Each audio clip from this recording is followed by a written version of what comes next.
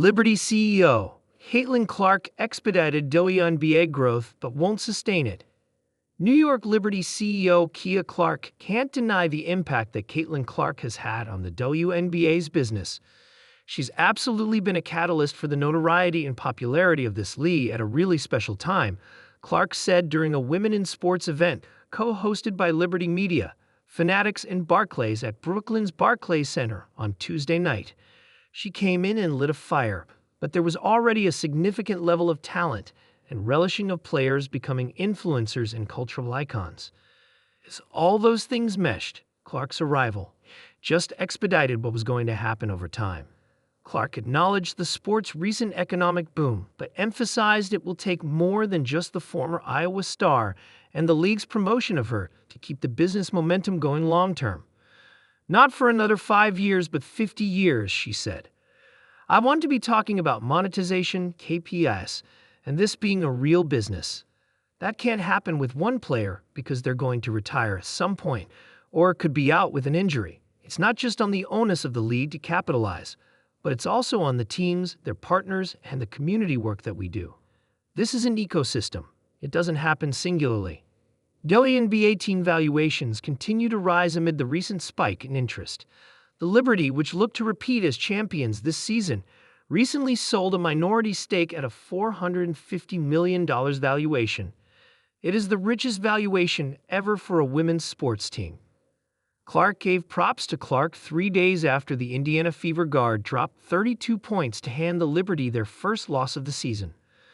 Before that, Clark missed 5 games with a left quadriceps strain. Her first game back drew an average of 2.2 million viewers, per Nielsen numbers released Tuesday, making it ESPN's third most watched WNBA game on ABC. Clark was joined on the women's sports panel by NFL Administrative Officer Dasha Smith, Monarch Collective Managing Partner Karen Ortman, and off-season President Vicky Pica. The 45-minute panel, which was moderated by CNBC anchor Sarah Eisen, focused on the growing investment across the women's sports landscape, new commercial opportunities, and fan engagement strategies to attract more women. In the spotlight of American sports, few meteoric rises have shone as brightly as Caitlin Clark's. Her transition from collegiate legend at Iowa to professional WNBA rookie brought unprecedented attention to the league. Sold-out arenas, record-breaking viewership, and corporate partnerships flowing in like never before.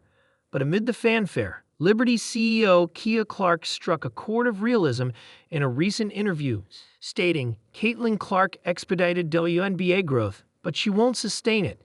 That statement, while seemingly sobering, opens a profound conversation about the nature of progress, the mechanics of momentum, and the evolution of women's sports beyond a single star. The spark. Caitlin Clark's influence is undeniable. The blend of Steph Curry-esque range and magnetic charisma, she captivated the nation. Her college games drew millions, often outpacing NBA regular season broadcasts in ratings. When she entered the WNBA, ticket prices surged. Jerseys flew off digital shelves. Suddenly, the WNBA was on the tip of mainstream media's tongue, not as an occasional highlight, but as a daily conversation. The impact she brought wasn't just numerical, it was symbolic. Clark represented what the league had long been building toward, a player who could galvanize not only existing fans, but a whole new demographic. Young girls mimicked her shooting form on playgrounds. Longtime skeptics of the league turned on their TVs. But sparks, by nature, are transient.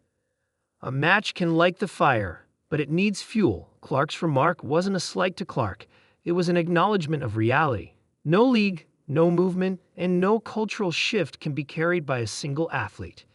Even Michael Jordan, whose name is synonymous with the NBA's global boom, wasn't the lone architect of the league's dominance. Infrastructure, storytelling, rivalries, media rights, and community investment all fed the NBA's fire. Jordan was the match, but the league built the furnace. For the WNBA to sustain and grow beyond Clark's initial impact, it needs depth. It needs the storylines of A'ja Wilson's dominance, Sabrina Ionescu's finesse, and the tenacity of veterans like Breanna Stewart. It needs to invest in broadcasting, marketing, and local engagement. It needs to be more than a league people talk about when one star is hot. It needs to become essential.